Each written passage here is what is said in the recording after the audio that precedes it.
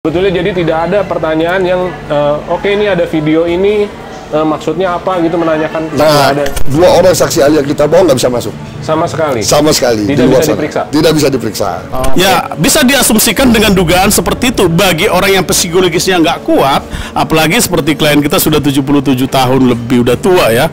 Tentunya ya kita pun yang muda merasa shock juga psikologisnya melihat keadaan seperti itu.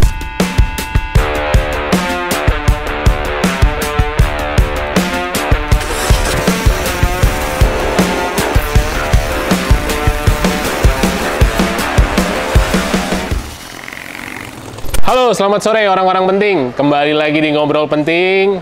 Dan hari ini saya sudah didampingi oleh dua orang hebat dari tim 1000 Advokat Pembela Panji Gumilang yang tergabung di dalam Rihat Huta Barat Law Firm and Partner Official. Di sebelah saya ada Pak Dodi Haribowo SHMH, betul? Dan ada Pak Risman Sialoho SHMH. Apa kabarnya hari ini, Pak? Kabar baik. Pak Dodi baik? Ya, baik. Boleh diceritain nggak gimana sih kronologis di Bareskrim kemarin waktu Syekh Panji Gumilang datang dan akhirnya statusnya sekarang gimana? Baik. Jadi berawal dari pukul 13.00 Ya. Syekh Panji Gumilang hadir di Mabes Bareskrim Polri. Kemudian kita sudah coba berkoordinasi untuk kendaraan ini bisa masuk, tapi tidak diperbolehkan karena memang tidak bisa diberikan keistimewaan kepada beliau karena mereka tetap dianggap sebagai semua masyarakat di mata hukum sama. Walaupun orang sudah tua ya? Walaupun orangnya sudah tua dan cukup berumur, Ya. sekitar 80 tahun, tepatnya 77 tahun. Ya. Kemudian setelah masuk ke dalam, bertemu dengan wartawan, kita coba berusaha tembus karena belum bisa kita memberikan keterangan apapun karena baru hadir. Setelah masuk ke dalam, kita langsung diterima di Dokes. Dokes. Untuk Di apa Dokes tuh? untuk pemeriksaan kesehatan terhadap kemarin masih sebagai saksi dan masih dalam tingkat penyelidikan. Penyelidikan. Itu diperiksa di sana hampir 2 jam. 2 jam. Ya, khusus Kesehatan di Dokes. itu? Kesehatan aja ini 2 jam. Semua check up, general check up dilakukan di sana sampai akhirnya setelah dinyatakan sehat oleh dokter pribadi dan dokter Mabes Polri, akhirnya naik ke lantai 4 ke Ditipidum. Ditipidum. Nah, di lantai 4 Ya. kita mulai masuk ke dalam satu BAP tahap 2 BAP. penyelidikan. Iya. Nah, setelah baca ulang semua BAP yang pernah diberikan sebelumnya pada saat penyelidikan, akhirnya kita diperiksa sebagai saksi dalam tingkat penyidikan. Oh, naik statusnya. Naik statusnya menjadi penyidikan. Iya. Nah, di dalam proses BAP penyidikan ini hanya pengulangan-pengulangan dari pertanyaan-pertanyaan yang sebelumnya. Iya.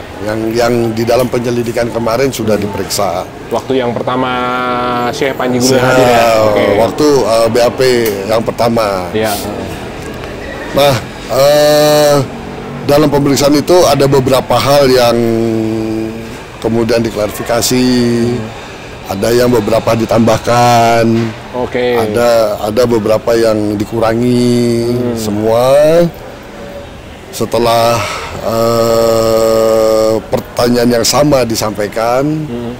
Nah, tambahannya adalah bahwa kita diputarkan beberapa video Oke. dari channel Al Zaitun Movie dan channel Al Zaitun Official. Ya. Semua total ada 5 channel. Ada 5 channel. 5 channel. Oke. Yang hadir di ruang itu ada siapa aja, Pak?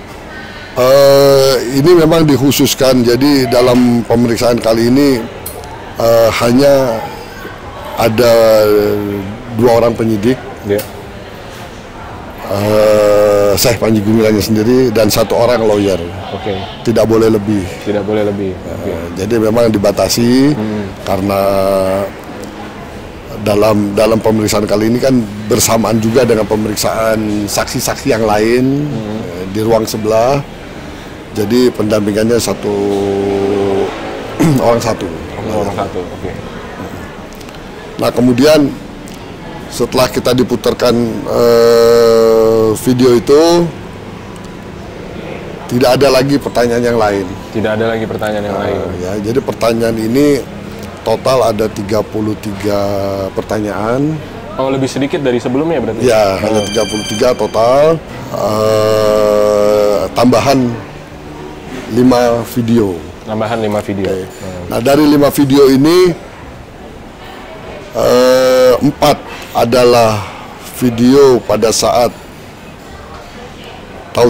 acara tausiah zikir. Oke. Di acara yang sama 4 video di acara tausiah zikir, karena kan saya kebiasaannya setiap hari Jumat itu ada tausiah dan betul. zikir. 1 video tentang sholat Id. Sholat Id. Cuma yang video tausiah dan zikir ini 3 itu perekamannya dilakukan tahun 2016. Oh, oke. Ya, perekamannya dilakukan udah lama. Hanya tausiah dan zikir Jumat 1 itu dari 2023. Oh, cuma 1 yang dari 2023. Yang tahun 2023 itu hanya 1. Oke. Dan satunya lagi waktu sholat. Gitu. Oh, oke. Siap. Di mana Syekh Panji setelah ditetapkan sebagai sebelum ditetapkan dia menjelaskan bahwa masing-masing itu dilakukan di dalam komplek Mahat Al Zaitun. Semuanya di Mahat. Ya, semuanya di dalam komplek Mahat, dan pendengarnya itu adalah santri, mahasiswa, dan guru-guru di sana. Nah, setiap kali siaran itu kurang lebih pendengarannya sekitar 2.000 sampai 3.000 orang. Tapi khusus internal Al Zaitun. Oke. Nah, kemudian terkait materi yang dibahas dalam penyelidikan ini seputar yang tentang yayasan. Apa?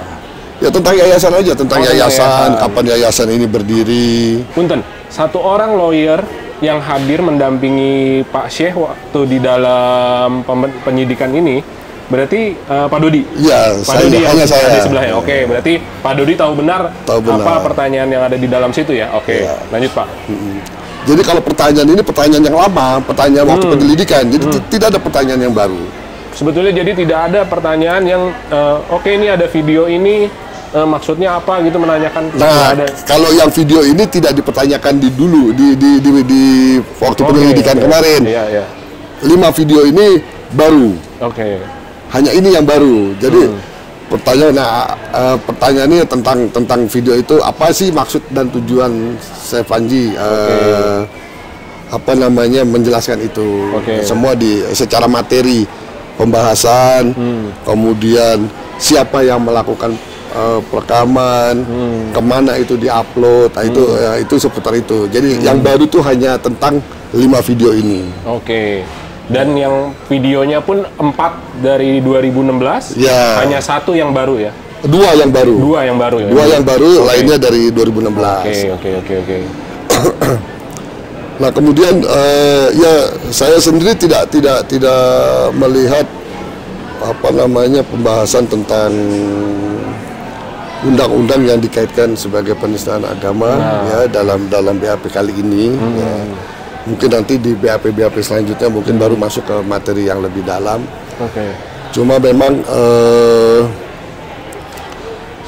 kita ini kan juga harus menghargai apa yang dilakukan oleh tim penyidik dari Barreskrim Mabes Polri. Mereka sudah bekerja, mereka sudah melakukan penyelidikan kepada pelapor, kepada saksi pelapor, ya kan, yang mungkin mereka punya temuan-temuan unsur-unsur pidana di sana, ya kan. Yang pasti kalau di keterangan yang diberikan oleh Syekh Panji, pribadi menurut saya tidak ada unsur penistaan. Oke. Ya kan? Semuanya apa yang dilakukan itu perdebatan aja, masih dalam kerangka perdebatan di dalam fikih Islam. Oke, sebentar Pak, sebelum lanjut, saya mau nanya, waktu pertama Syekh Panji datang itu Syekh sendiri atau didampingi saksi? Datang bersama dengan saksi-saksi yang lainnya, ya kan. Cuma kita ini memang dari awal udah diperketat, ya kan, dari Barreskrim sudah diperketat, sehingga tidak semua tim lawyer bisa masuk. Oh, tidak semua tim lawyer bisa masuk. Dan banyak saksi-saksi ahli kita yang kita bawa juga itu tertahan di luar sana. Tertahan dalam artian nggak bisa masuk? Nggak bisa masuk. Apa akhirnya masuk? 2 orang saksi ahli yang kita bawa nggak bisa masuk. Sama sekali? Sama sekali. Tidak bisa diperiksa? Tidak bisa diperiksa. Oke. Terus Pak? Terus kemudian yang berkepentingan masuk semua yang dipanggil. Karena kan dari 3 laporan ini langsung diperiksa. Syekh Panji diperiksa. Ada 2 orang saksi juga dipanggil bersamaan dengan ini juga diperiksa juga. Oke. Nah, jadi memang super ketat. Super ketat. Ya, hari itu kemarin saya juga nggak tahu kenapa kok berbeda dari biasanya. Perlakuan kasusnya berbeda ya. Ya? Perlakuan terhadap kasus ini sangat berbeda. Saya juga nggak tahu kenapa, sampai hari ini saya juga belum dapat jawabannya. Yang pasti kita menghargai apa yang telah dilakukan oleh Barreskrim. Nah, selanjutnya pemeriksaan sebagai penyelidikan, kemudian dinyatakan sebagai tersangka. Naik setelah selesai penyidikan langsung naik tersangka. Ya, dari pemeriksaan BAP penyidikan sebagai saksi sekitar jam 6. Jam 6. Ya, sekitar jam 6. Selang berapa lama tuh? Kurang lebih 2 jam ya, 2 jam setelah diperiksa ini selesai ini. Ya, maghrib itulah, setelah jam 6 maghrib itu udah langsung ditetapkan sebagai tersangka. Oke. Ya, dan kita kooperatif. Saya yang menandatangani penetapan sebagai tersangkanya. Oke, nggak ada masalah. Nah, kemudian kita jeda sebentar, sholat. Nah, kemudian dilanjutkan lagi pemeriksaan dalam tingkat penyidikan dan berstatus tersangka. Oke. Di dalam pemeriksaan ini juga tidak ada pertanyaan yang cukup menjurus lah ya. Iya, cukup menjurus. Itu belum ada. Masih netral masih general ya, gitu. masih general, masih umum lah, masih global, masih belum masuk kepada materi. Nah, sekitar jam 19, sekitar jam 9 lah, jam 21-an lah ya. Sampai malam ya, Pak? Nah, itu jam 9 itu penangkapan. Oh, udah penangkapan. Nah, keluarlah surat yang kuning ini, surat penangkapan. Oh, ini. Dia ditangkap. Setelah dia ditangkap, dan kita masih terus diperiksa, ya kan, sampai akhirnya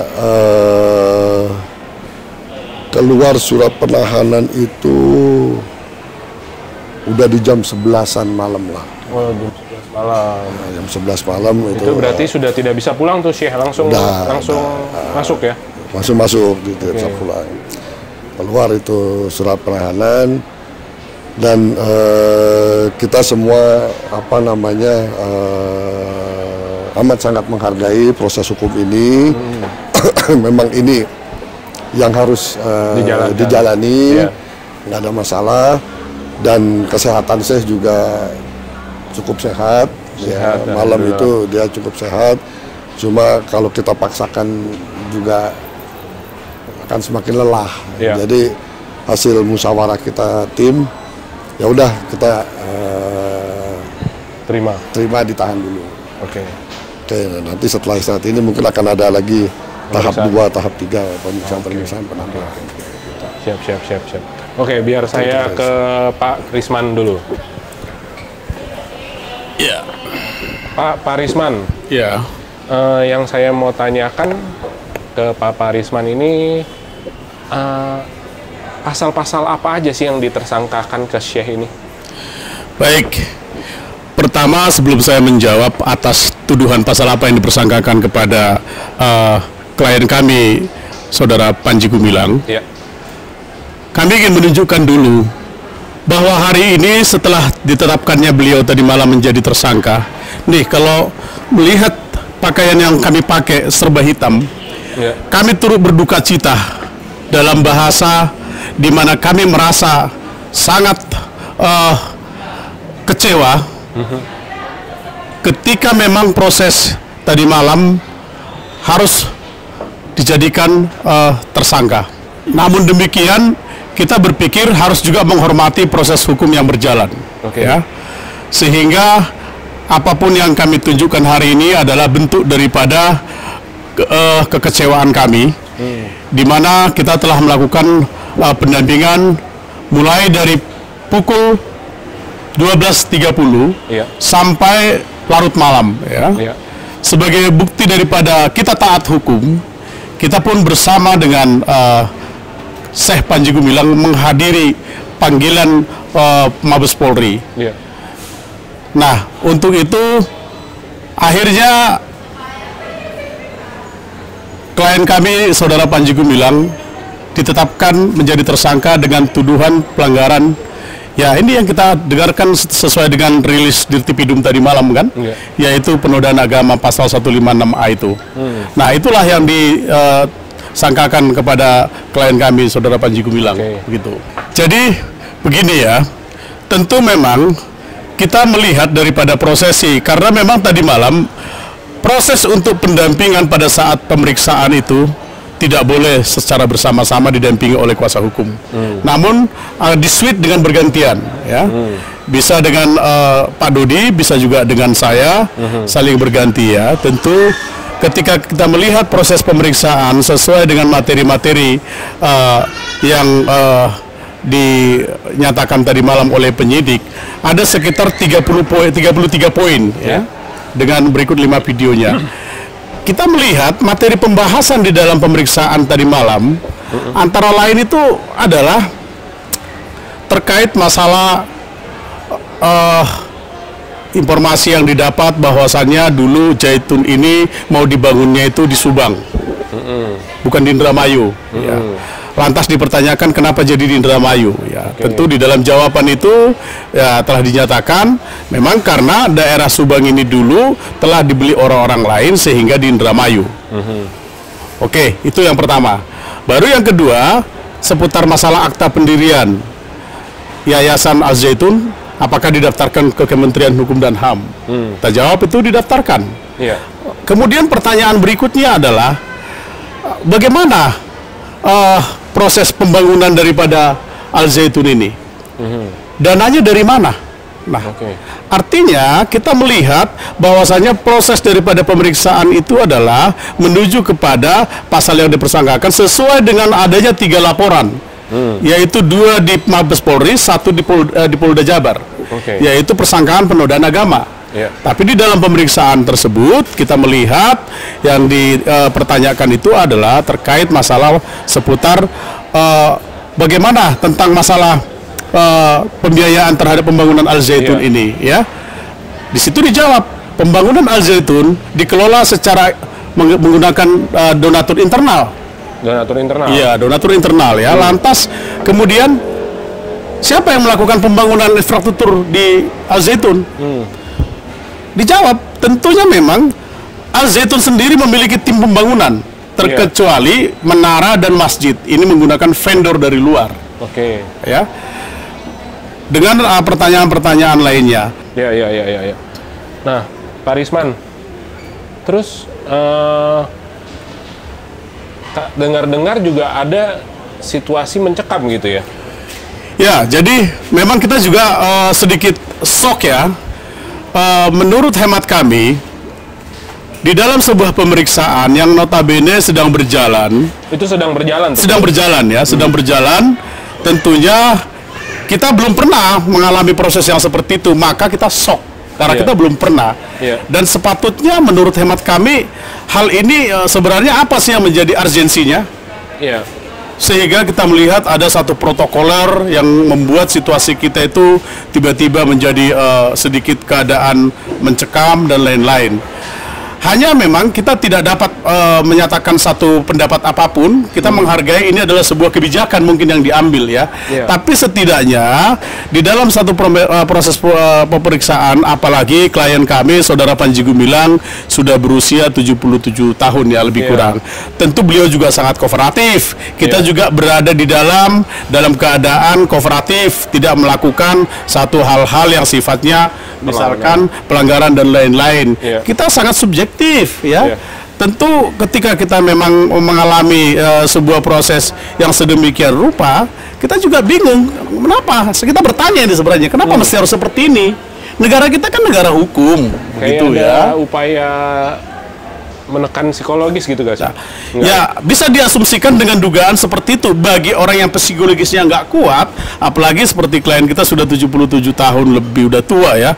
Tentunya ya kita pun yang muda merasa shock juga psikologisnya melihat keadaan seperti itu. Walaupun kita lihat itu adalah satu kebijakan yang saya pahami sebenarnya itu tidak menimbulkan efek yang terlalu membuat kita ada dugaan-dugaan yang negatif, tidak ya. Tapi hanya bicara masalah tentang ketenangan psikologis, apalagi klien kita sudah tua. Itu sih sebenarnya. Nah Pak, terus yang mau ditanyakan lagi, dalam upaya hukum seharusnya dari tim lawyer ada upaya istilahnya misalnya mengajukan penangguhan gitu kan. Apakah sudah dia lakukan itu atau terus seperti apa gitu Pak? Jadi kita kemarin itu juga memang bersepakat dengan tim bahwasannya memang upaya untuk tersebut kita sedang coba diskusikan kembali untuk menentukan satu keputusan apakah langkah itu apa kita ambil atau tidak, seperti itu. Oke. Terus yang kalau menurut Pak Risman sendiri status tersangkanya ini sudah sepatutnya atau seharusnya masih ada yang diperiksa lagi? Jadi ketika memang sudah ditetapkan, karena kalau kita lihat untuk menetapkan seseorang untuk saksi untuk menjadi tersangka, tentu ini kan dibuatkan gelar ya, gelar di dalam internal kepolisian ya, tentu dari berbagai divisi ya. Seperti yang sudah dirilis juga, sudah digelar oleh penyidik, baik itu Asum, Propam, dan lain-lain segala macam. Tentu berdasarkan keputusan itu, dan akhirnya klien kita dijadikan tersangka, ya sepatutnya kita sebagai masyarakat atau warga Indonesia yang taat hukum, kita harus patuh dan taat terhadap keputusan tersebut. Begitu. Dan kalau dari tim lawyer, kira-kira apa nih langkah selanjutnya? Ya, memang ada upaya-upaya nanti yang akan kita laksanakan, karena kan baru tadi malam ya ditahan ya, mungkin sampai 20 hari ke depan, sampai tanggal 21 Agustus kalau nggak salah ya. Beliau akan ditahan di Rutan Mabes Polri ya. Nah, nanti kita akan coba simpulkan mungkin pada sore hari apakah kita mungkin bisa mengambil langkah-langkah, misalkan melakukan pembantaran dan lain-lain. Seperti itu mungkin. Siap. Oke. Kembali ke Pak Dodi. Kira-kira Pak Dodi, ada langkah hukum apa yang kira-kira belum disampaikan? Semalam itu upaya-upaya hukum itu langsung kita lakukan di tempat.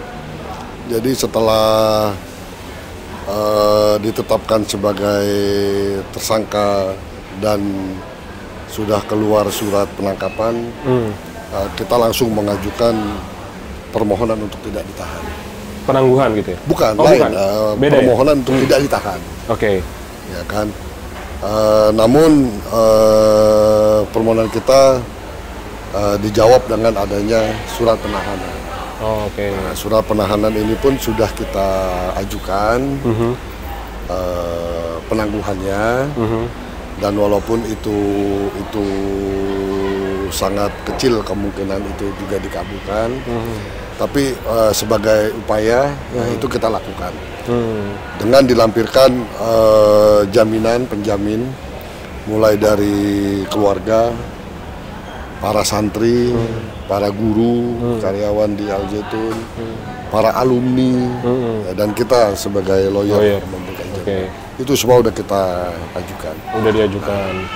Nah, mungkin upaya-upaya lain kita masih diskusikan, apakah kita akan pra-peradilan atau kita akan mempercepat upaya ini agar segera dilimpahkan ke kejaksaan dan disidangkan. Ataukah kita akan melakukan upaya pembantaran? Nah, itu semua masih dibicarakan lah, tahap diskusi ya. Mungkin nanti setelah ini dibicarakan kita informasikan upaya apa yang akan kita ambil. Siap kalau gitu. Terima kasih Pak Dodi, terima kasih Pak Risman. Mudah-mudahan ada jalan keluar terbaik dan langkah hukum yang terbaik juga untuk tetap mendampingi Syekh Panji Gumilang gitu ya. Oke. Terima kasih teman-teman Ngobrol Penting, sampai jumpa di Ngobrol Penting selanjutnya.